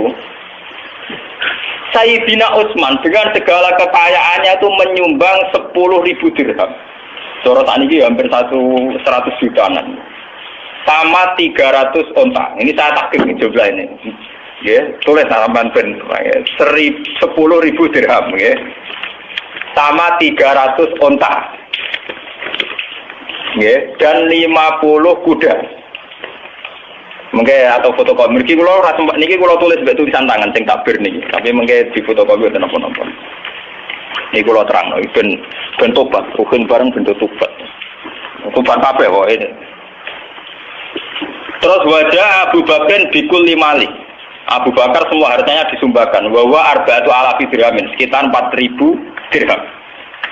Terus wajah Umar bin Simali. Separuh hartanya Umar disumbangkan. Bon wau kan cerita kere, saking kerene kurma sitok dimut wong loro sampai wong 10. Enggak, ini natijah kedua ini yang lebih penting. Artinya apa? Para sahabat yang miskin ini kemudian nggak pernah berpikir bahwa konsumsi mereka, kehidupan mereka ditanggung sahabat yang sugih. Itu eleng-eleng. Sehingga sahabat yang miskin tidak beban bagi sahabat yang kaya. Akhirnya apa? Sumbangannya Sayyidina Utsman sing 10.000 dirham, 300 onta. Ini bisa secara maksimal digo peralatan perang. Orang tak go konsumsi. Sing eleng-eleng. Mulane wong fakir sing ngaji ning tobat. Ben wong fakir liyane ra memahami itu urusane masing-masing. Wae sing ngaji aku kudu tobat. Jogeman dadi wong fakir sing membebani negara. Sehingga sumbangannya Utsman yang melimpah ini, sumbangannya Abu Bakar, Umar, kena go Nabi fokus ke peralatan perang. Karena yang miskin tidak jadi beban negara. Iku mau sing melarat-melarat ngerasa wis ora urun, wis duwene kurma sitok dipangan kurma sitok. Tidak berharap konsumsi sing berlebih, tapi akhirnya mengganggu aset negara, entek go mah. Nah, kalau selawase mulai cilik anak kiai, mulai cilik ngaji mbek kiai, pancen krasa tenan, nak adat NU pan parah. Ya sampeyan hitung, kula bolak-balik matur zaman ngaji teng ketangga mbek matur mantong nganti sakniki kula matur bolak-balik. Kuwi nak di jamaah toreko jumlahe wong 1000 wong cek 500 wong. Ngekei mangan kabeh iku per kepala minimal 5.000. Nilainya pinten? 5.000 ping 1000 berarti kan nak makane wong 1000 entek 5 juta. Coba kalau orang-orang ini tidak menjadi beban panitia, tidak usah cara makan misalnya. Itu 5 juta kalau saya misalnya orang alim. Gue perpustakaan sudah berapa judul kitab yang terbeli oleh uang 5 juta.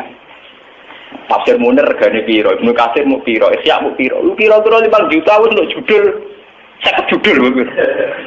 Tapi gara-gara orang miskin jadi beban negara, maka mau untuk mangane wong 500. Ambek daging sak pringkin. Iku wae wetane ora matur nuwun. Parahe tetep napa? Ora matur nuwun. Mangan dijebule mung segane garing. Iwake sak pringkin. Ora urun komen. Sementara gitu panitia ngaji tidak akan bisa maju, panitia toreko tidak bisa maju karena selalu uang dari sumbangan donatur habis untuk konsumsi. Kalau sampean tangklet, berarti kita itu Gus, gak ngekek mangan miskin. Kalau kita sedekah jangan dalam konteks negara. Misalnya pulau di adik melarat, pulau kayak duit, pulau di toko melarat, pulau sering ngekek beras. Tapi jangan acara yang pengajian, yang jihad, yang dinamika kemudian dikorbankan untuk sedekah itamut. Kalau ingin sedekah itamut apa susahnya sih kamu di rumah ada tetangga miskin kamu kasih beras. Paham ya? Di tonggor atau mangan kayak imam. Tapi kan tidak ganggu uang negara karena itu kul ma'anfaqtum min khairin falil walidaini wal aqrabin. Kalau kita punya kelebihan harta ya tentu orang tua, kerabat, tetangga dekat. Tapi jangan kemudian acara-acara negara kemudian uangnya dihabis untuk konsumsi. Artinya ini berbanding. Zaman perang Tabuk itu Sayyidina Utsman menyumbangkan 10.000 dirham. Kalau ngatus sonto itu berapa coba? Wong to sitok larangnya gak karu. Tapi kenapa tidak ada rumus bahwa yang tani sitok wae Utsman disembelih. Jadi ora perlu ana wong melarat mangan kurma sitok dimut wong Kenapa rumusnya tidak begitu? Wong 300 sonto cara sebelah 5 ora gak ketorot. Tapi nyatanya para sahabat tidak pakai teori itu. Paham ya? Sing miskin gentleman, aku merasa melarat itu tak selesaikan sendiri. Sehingga sumbangan Utsman bisa fokus untuk peralatan dalam konteks sekarang misalnya saya ya misalnya kena alat ngaji. Lho kula ngrasakno tenan. Kula cerita guys sing nyata. Bapak zaman Sugeng dulu itu punya acara rutin rejebat. Itu tiap tanggal 9. Belalah bapak wafat itu tanggal 9 Rejab. Itu setiap acara pengajian, itu bapak karena ikut tradisi sebelumnya semua dikasih makan. Sehingga ketika saya menghilangkan pengajian, wong protes dari Gus Bak ra koyo yai. Kurang ngekei mangan ya ana pengajian. Lah nek aku ngekei pengajian ora mangan malah salah tuh. Biasanya yai nak pengajian ana mangan tak kali ya, semisal tak pengajiane ora ono bar. Tapi yang enggak disadari masyarakat setahu-tahunya masyarakat tentang bapak saya kan tahu saya anaknya. Setahu-tahunya mereka lebih tahu saya. Wong awam roe kan nak dhisik pengajian zaman bapak, zaman yai dikasih makan.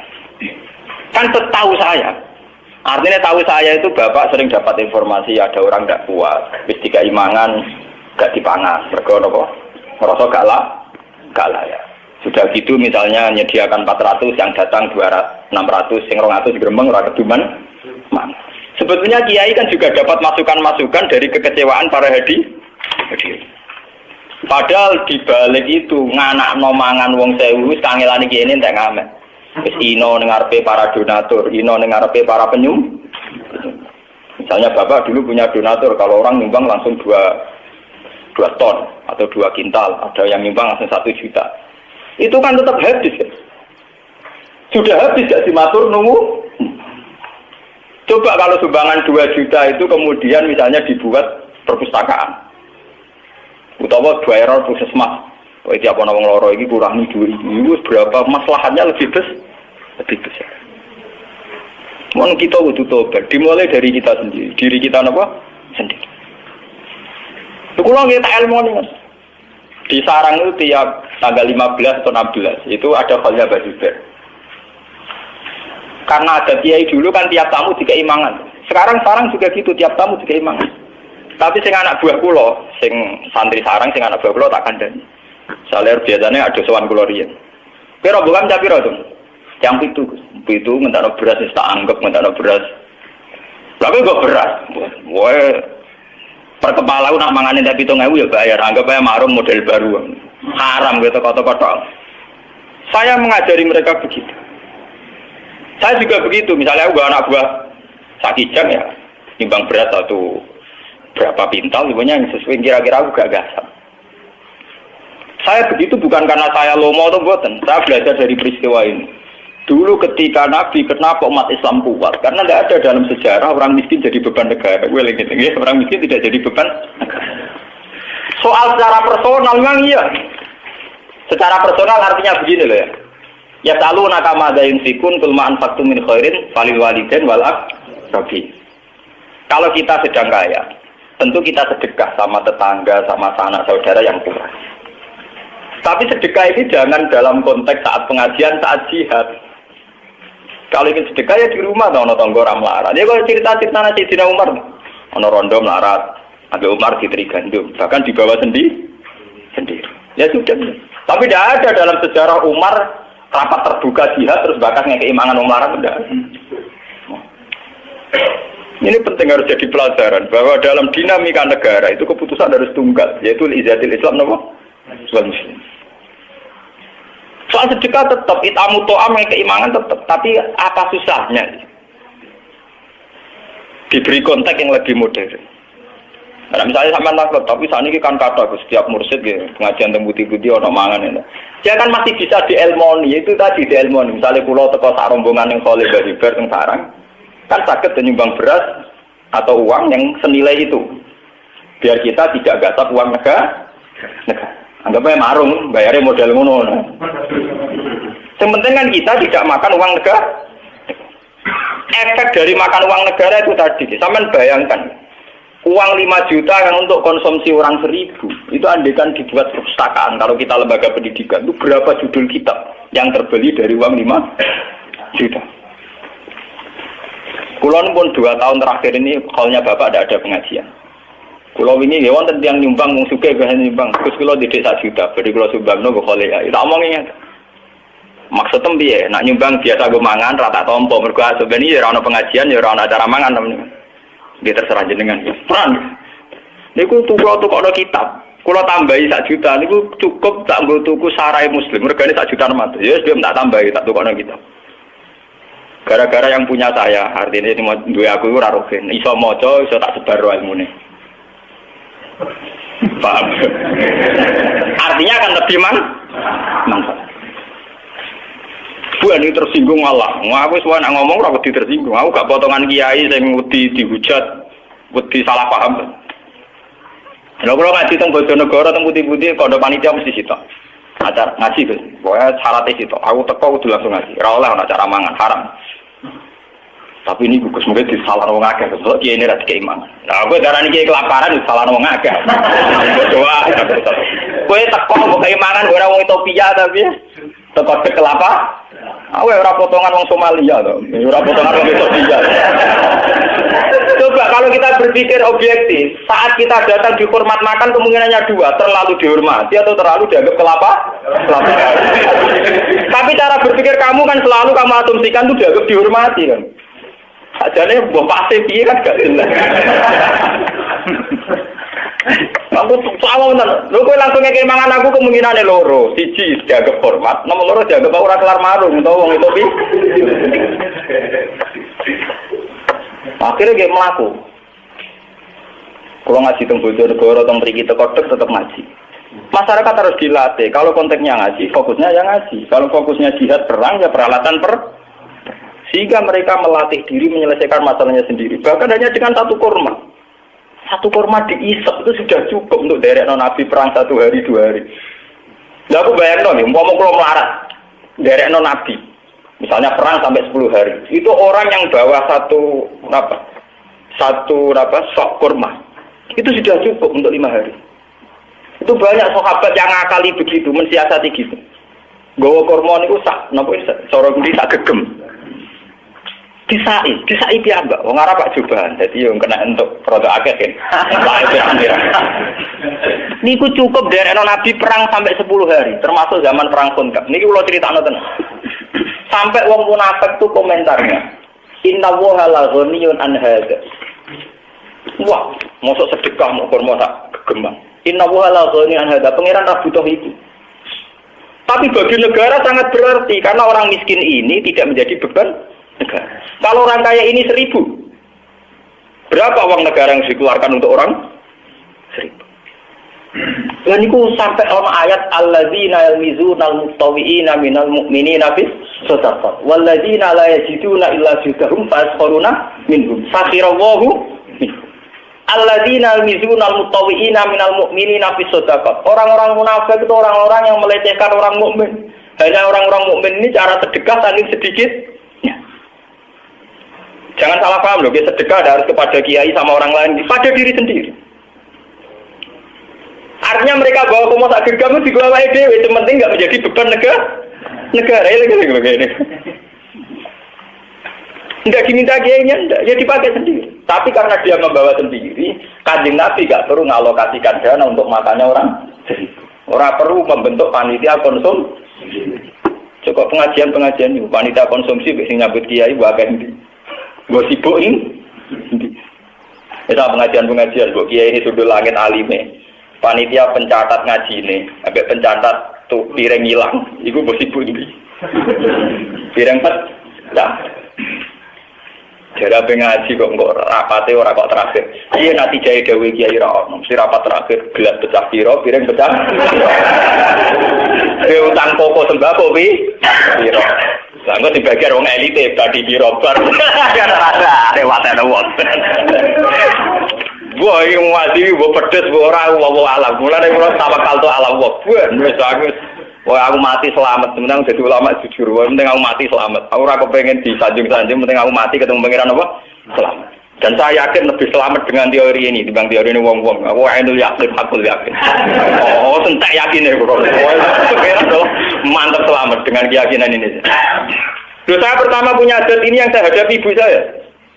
Kowe wani dihujat wong. Saya pulang dia wonten. Iya, aku dhisik sakit bapakmu. Bapakmu lah sering ngeluh. Ngeluh karena bukan mangkel lah. Masyarakat itu piye? Wis dikai mangan masih protes.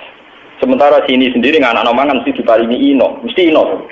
Wong jaluk kan ino. Misalnya aku jaluk Mas Romanto lah, jaluk Mustafa lah tetap ino. Misalnya jaluk, gue nyumbang beras tak pintal tetap ino. Terus ini jaluk tetap apa? Ino. Padahal harus begitu dengan untuk makan orang 1.000 gelem kiai ini ino. Iya betul. Sidikai mesti matur. Nah ini harus jadi pelajaran. Perang Tabuk harus jadi pelajaran. Betapa hebatnya sahabat. Mulane ketika Kanjeng Nabi la tasubbu ashabi. Niki ora ana tenan hadis Nabi la tasubbu ashabi. Hei kamu jangan pernah misoi sahabatku. Kowe kabeh umpama sedekah sak gunung emas. Iku ora banding ngambek sedekah sahabatku mok sak mut. Bahkan separuh mut. Falo anna ahadakum anfaqa misla Uhudin dahaban. Umpama kowe sedekah sak Uhud emas. Iku jek ra banding mbek sahabatku sing sedekah mok sak mute kurma. Bahkan separone mut. Karena apa? Sekarang sampean bisa hitung. Aku misalnya jadi kiai sugih, di duit 100 juta. Aku di 100 juta paling banter perjuanganku keliling kampung, keliling desa tertinggal pengajian. Sementara sahabatmu di modal setengah mut, iso wani perang ambek pasukan Romawi. Betapa bodohnya kita, duit 1 juta ra dadi popo. Angkatan sahabat sak mute kurma. Iso gowo izatil Islam ngadepi wong napa? Romawi. Mulane Nabi nak ngelem sahabat ke cukup man nyek sahabat.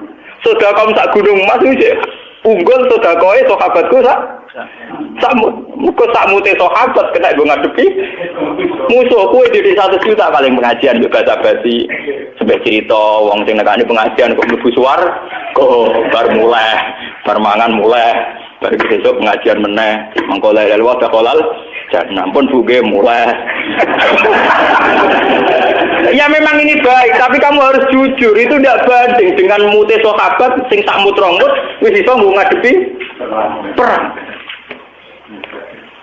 Enggak ngamek. Mulai dari Nabi lata subuh napa? Kulo ngrasakno tenan. Kulo ngrasakno tenan. Mulane kulo nglatih jenengan-jenengan, pokoke latihan nyai karo latihan berjuang. Kulo ngrasakno tenan. Zaman kulo melarat teng sarang. Kulo untuk bisa roh mulang 15.000. Zaman itu kos-kosan itu 13.000. Iku wis kena tanggung rumah santri telu sing ora entuk esel. Tak kei 5.000-an. Zaman iku 5.000 kena go kos setengah wulan. Mergi kula niku kan wong alim. Dadi dikei bapak kula kelar meseli terus sering dikei dhuwit kiai kula. Dadi dhuwit bisa roh kula tak bagi wong telu. Niku kena go mang. Selawase padha derek kula. Artinya 15.000 itu sangat berarti karena bisa mengkiaikan calon kiai. Ambek kue di duit 50 juta kadang nggak ada gunanya. Paling banter kayak nyembang masjid 50 sak. Ngono wae ditulis ku video natur ha sapa. Ada ra ketinggalan.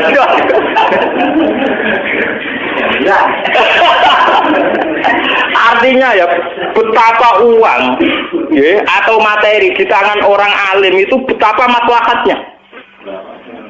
Paham ya? Ya kaya kula ngeten iki, mulang kitab kelas tinggi, maca Bukhari, Muslim, tafsir Nawawi. Paling banter kula sing narukan mriki entek dhuwit 300.000. Modal 300.000 manfaate mulang wong, ngalimno wong. Jajal wong-wong di dhuwit 1 juta. Ngalimno wong loro wae ra. Paham? Mulane kula pede niat ini pede. Kula enul yakin nek kula ketempuran selamat agar ajaran kula ora sesat nang semangat. Lho nek ngarepe sampean kula ngerti iki gede kok ngaten biasa. Mesti alasane iki mesti alasane klasik. Kayak wong awam rasiapmu, sing rasiap kiai. Buah ono. Aku ora pede mau senengane wong awam digowo-gowo. Orang awam ndak siap demi kalau pun 3 tahun, akhirnya pengajian, soalnya bapak sekarang nggak ada pengajian, buat tahlilan. Tapi tahun pertama banyak yang reaksi negatif, tahun kedua sudah enggak, mereka tetap datang gitu. Bahkan tahun ketiga kemarin sekolah udah itu nggak kitab, sekus. Jenengan Israel itu dirubah, pokoknya kalau agar tuan beri kita apa ngaji gitu ya, cocok kan? Itu kan untuk hidayah,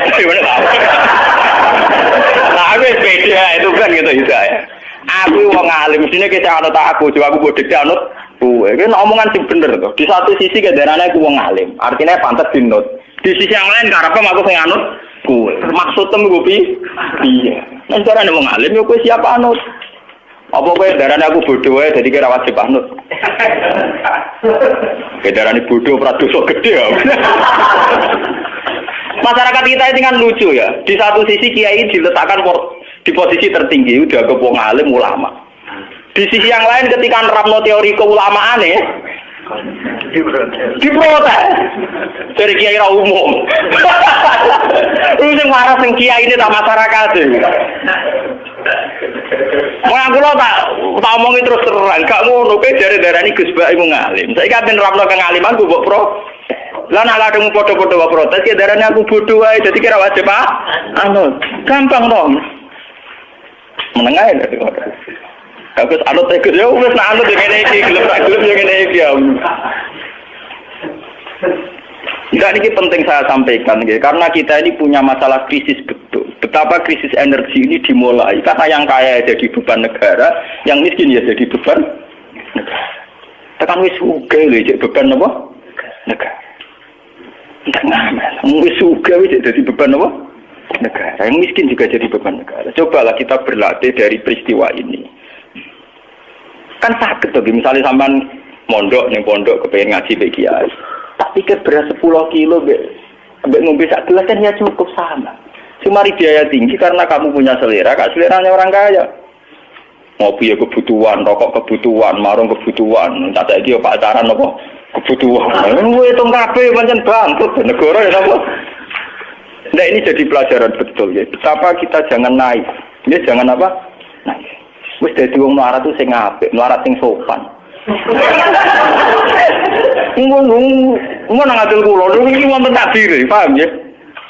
Artinya kan enggak banding. Dalam peristiwa perang ini Sayyidina Utsman menyumbangkan 300 unta. Itu kok bayangno 300 unta iku nak cara sampeyan. Kira-kira rumusnya mesti sing 5 mbok sebelah digo mah. Dibalik ana sahabat sing ngemut kurma sitok, ana unta 300.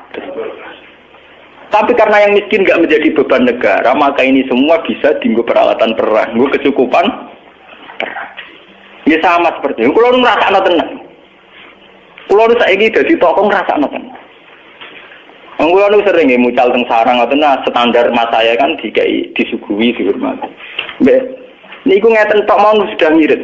Jong mau nak rene ora usah kei kopi. Jajate jenengan yo bae kowe. Maksudnya sebuti kan? Lawan ngopi kelar, nah kowe kan gak kelar utang-utang. Iku wis nyelesekno jatah kopi cocok Gus. Lho, kula nu kiai urane disenengi. Mergo kula nu ora pati repot, urip ora pati. Kula mulang ning ndi ku ora pati repot. Dadi panitia lah kan ora pati repot. Mangane ora pati akeh, terus selerane rendah kan. Oh ada wong kan dadi kiai kan kudu dicucup, disambut, dihadroi, waduh ngrameni tok, gontangan macam-macam. Tolak al-badru alena, sing badru sopo, sing alena ya nopo. Oh, penak iki kudu dadi tolak al-badru nopo. Sing badru sopo, sing alena ya apa?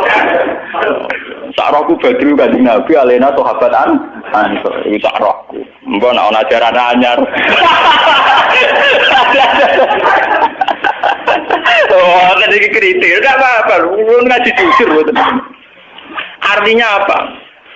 Dari kesederhanaan seorang pemimpin itu akan melahirkan rezeki banyak. Sebab itu Nabi Dawud hadis sahih, ta'amul wahid yakfi isnain, wa ta'amul isnaini yakfi arba'atan wa hakadha.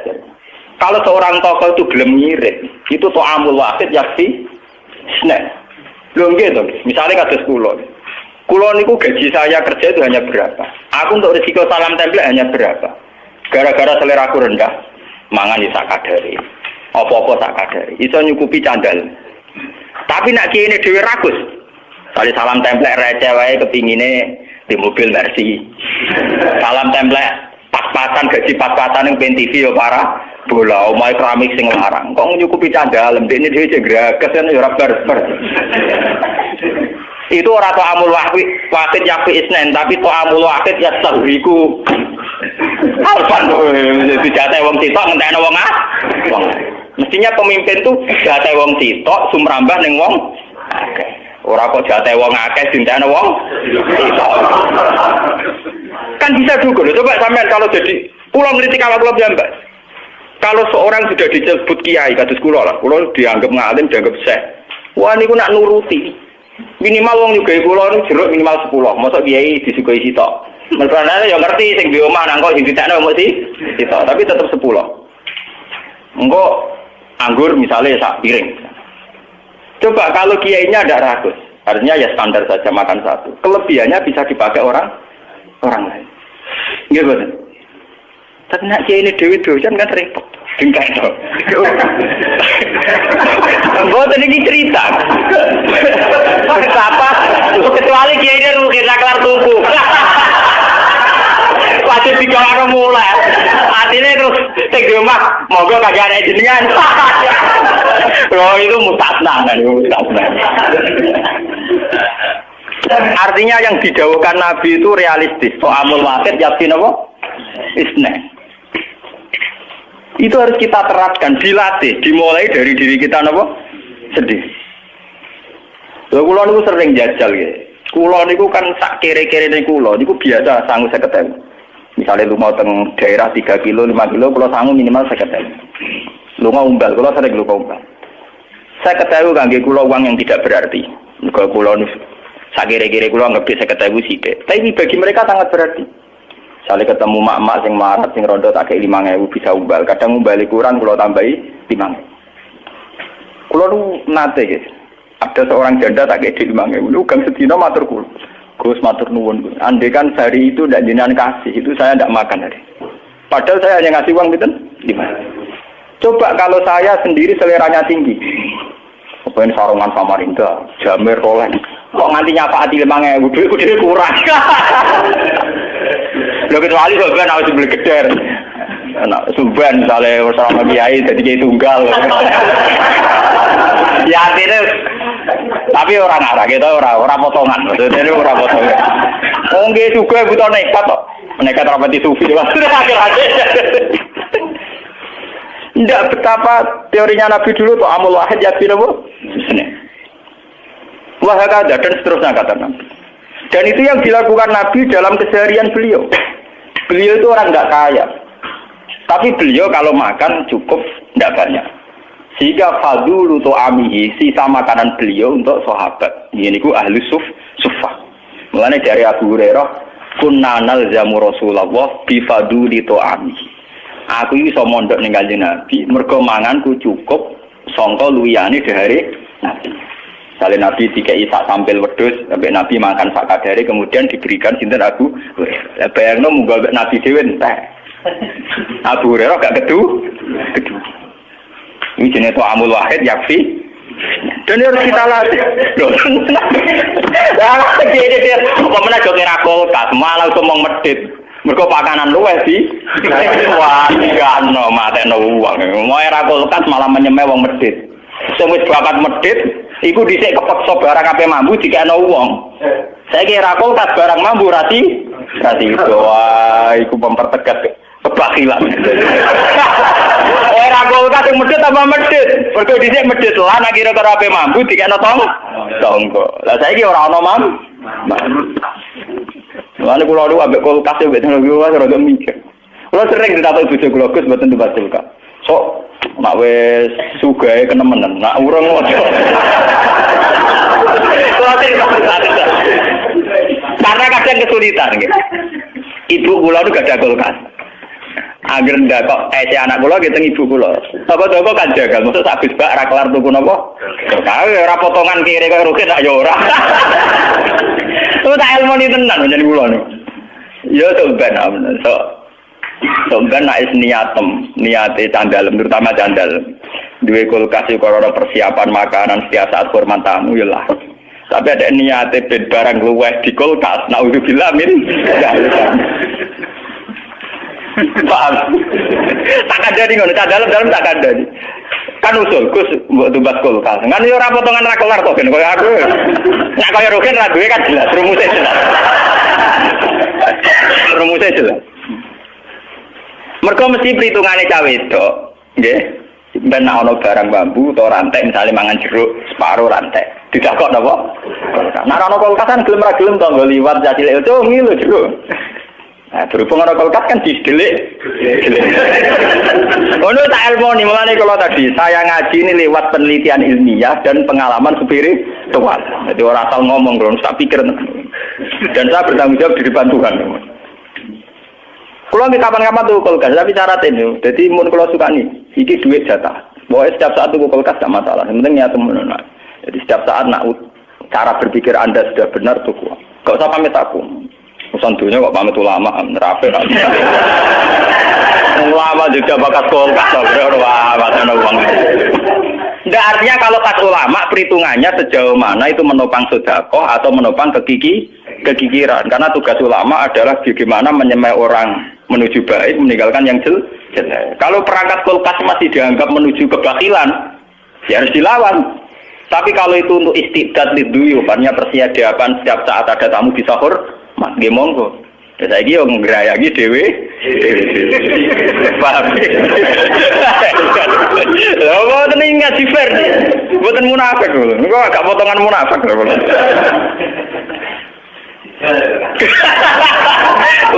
Tapi kok ora mergo bangkrut.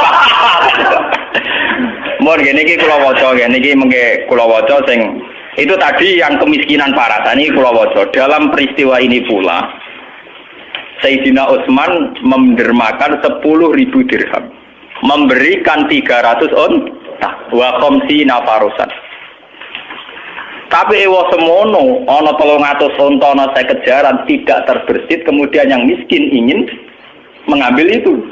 Karena itu jatah perlengkapan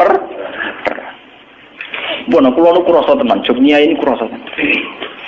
Wong kula niku mboten purun disukani mangan pas teko ngaji, itu sudah ngirit panitia. Kula ngaji teng Bojonegoro teko deng ngaji. Akhirnya diisi makan saat pulang saja itu sudah ngirit berapa ratus ribu. Sementara adat ngaji kita itu kan parah tuh, teko deg ya ini mangan. Wae mulai jek mangan men. Wae apa-apaan. Sudah ngirit ekonomi, ngirit waktu. Coba kalau panitia fokus noto piring itu berapa waktu yang dibutuhkan? Padahal dengan waktu yang dibutuhkan noto piring itu pula ada waktu yang dia tidak mendengarkan ngaji. Efeknya kan dia tidak mendengarkan. Lalu gunanya apa? Ayat wa idza quri'al Qur'anu fastami'u lah. Acara makan itu tetap mengganggu istimak kan? Kita ini nganggap sepele saja. Dikira orang kayak saya itu derengkin boten. Itu punya efek nanti jamaah tidak istimak. Coba misalnya ngaji di sini ada acara makan saja. Berapa puluh anak yang dipersiapkan tidak usah ngaji. Gue noto-noto piring. Pengajian, anggap dia ini dungo langsung blutang. Kapan oleh amin secara khusus. Anggap dia ini dungo, wah ngerame, gelondak. Menganggap itu acara mah. Coba zaman pikir, itu punya efek. Punya efek dari tidak pastamiku. Tetap beti. Asal gini kalau keluar tetap mikir. Kalau anggap ngaji, segala mangan kita biasa. Kan pusing sesuai sing doma. Sugoi tenanan Gus Bak dari biasa. Sesuai panitia ya lemes. Akhirnya gue formalitas mau Gus nang standar ya. Anak ini suwun dengan panitia nyiap wah. Iya remanane iki mata nobong. Mata nobong kan. Buat saya tidak kritik tapi ini harus dirubah. Itu bukan main-main. Orang lain tidak harus sama dengan kita, tidak harus. Tapi kita yang ngaji saya harus bodoh. Nah orang buah karena saya ngomongin di depan Tuhan, oke. Kulo sholati hajat, kulo itu nak dua ilmu saya pertanggungjaban di depan Allah. Saya pengagum berat Imam Bukhari. Imam Bukhari itu satu hadis itu 2 rakaat. Satu hadis pinten? Saya juga gitu. Saya setiap punya mazhab yang berbeda dengan para kiai itu saya pertanggungjaban di depan Tuhan. Kulo sholati tenang. Sehingga saya yakin bahwa saya nanti ketemu Tuhan selamat. Soal resiko misalnya ada orang salah paham itu kan biasa. Orang anak susah, ini biasa banget. Ya, artinya ini biasa buang buatan. Karena ini menyesatkan betul. Kalau nu merasa tenang. Ini kayak ini, dia itibar ini. Dia mulai ngaji ini kudu itibar. Betapa kemiskinan yang luhur, kemiskinan yang terhormat itu bisa ikut menopang perjalanan Islam. Karena mulai dulu zaman Nabi Adam sampai kiamat itu sudah jadi sunnatullah bahwa kaum miskin itu kaum mayoritas. Paham ya? Jadi sunnatullah, nah kaum miskin kaum mayoritas. Kalau kaum miskin mayoritas ini menjadi beban negara, kayak apa? Negara ini akan terkuras. Tenaganya apa? Misalnya sampean dua wong sing seneng 100. Paling sing sugih 5. Sing sugih 5 nak salam template 1 jutaan atau setengah juta, 2,5 juta sampai 5 juta. Itu kalau yang miskin nggak menjadi beban negara. 5 juta kena gue tuku sound system, gue rekaman, gue tuku judul kitab. Karena sing 95 wong melarat mau ngaji tok ora usah ngeke mangan. Coba. Tapi nak sing 95 ngeke mangan, gue tuku kitab ya ora cukup kan karena uang 5 juta ini harus habis untuk konsumsi. Artinya apa? Kesadaran orang miskin tidak nuntut haknya. Ini sudah ikut menolong Islam. Paham ya? Kesadaran orang miskin tidak nuntut haknya ini. Itu sudah ikut nolong apa? Islam. Ya termasuk ini caranya. Gawa kurma dewe loro. Gawa gedang goreng dewe. Tidak apa-apa. Jadi kan anak-anak pengajian gue udang goreng kita ambil aku 11.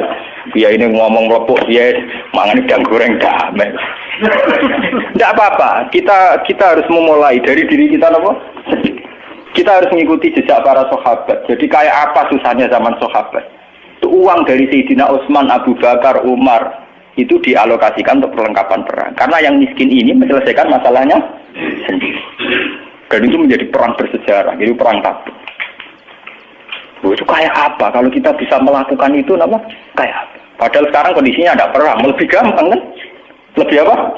Lebih gampang. Lu kalau ingin nanti melarat, kalau lu ngerasa tenan, zaman kulo niku duwe kakak wakil bupati. Niku ngrumat santri sarang memiliki sekitar 15-10.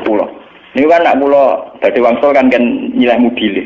Tak itu, nilai mobil lu bensinnya 300.000. Bayari supir 200.000, 500.000 tak akali. Nah niat ape ora nilai mobil kayak duit 500.000 wae. Wong kira-kira nggo mobil yang tak piro? Lah maksud piye?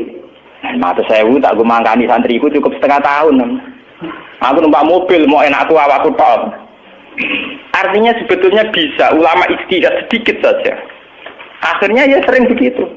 Duit 500.000 yang andikan saya nuruti nafsu gue nyewa mobil karena saya sedikit tirakat saja gelem mobil. Nggih, sedikit tirakat saja gelem mobil itu bisa dipakai santri. Itu contoh kecil betapa mudahnya kita saat mau sedikit saja tirakat. Yang nak kiri tirakat kan ya mbak, aku rajin sok-sok boleh dulu ya. Dan aku tersinggung berusahamu. Harus dilatih. To'amul wahid, yakin apa? Bisa, di ilmu itu bisa. Tapi kalau kita sendiri sudah tidak mau begitu, ya memang tidak haram, tapi harus dilatih. Orang miskin juga jangan jadi beban apa? Negara. Taman rausa terus beban BLT, rausa ini yang kaitannya ngaji kita saja.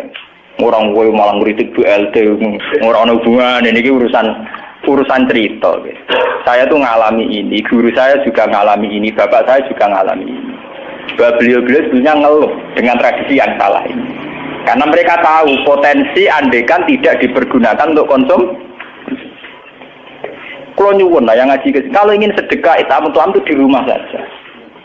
Lagi pula menurut hadis sedekah terbaik adalah pada keluarga dekat atau tetangga apa? Pengajian atau enggak ada. Sing teko beda kecamatan. Nggih mboten. Sing teko beda apa? Kecamatan. Mun kula waca ge sing ben kula ora usah ditulis mungkin di fotokopi mun. Bismillahirrahmanirrahim. Wajah Abu Bakrin bikul limali. Wa huwa arba'atu alafi dirham. Ini mboten nonton kitab jenengan. Fata'alahu Rasul hal aqaita li ahli kasai'an. Faqala aqaitu lahum Allah wa rasulah. Wajah Umar bin Simali. Wajah Abdurrahman bin Auf bimi ati ukiyatin. Wajah Al-Abbas wa Tolkah bimalin kasirin. Wa tasaddaqa Asim bin Adi bisab'ina watakon. Dan ini yang terakhir. Wa arsalatin nisa bikulli ma yakdirna alihinna min huliyihinna. Wong itu udah nyumbangno gelange mase ning Kanjeng Nabi. Artinya gini, sumbangan itu melimpah sekali. Wong itu udah nyumbang emas. Sayyidina Utsman 300 on, toh Abu Bakar separuh hartanya. Lu sumbangan melimpah begini itu tidak mengganggu, tidak mengusik orang-orang miskin punya rumus itu dipakai makan.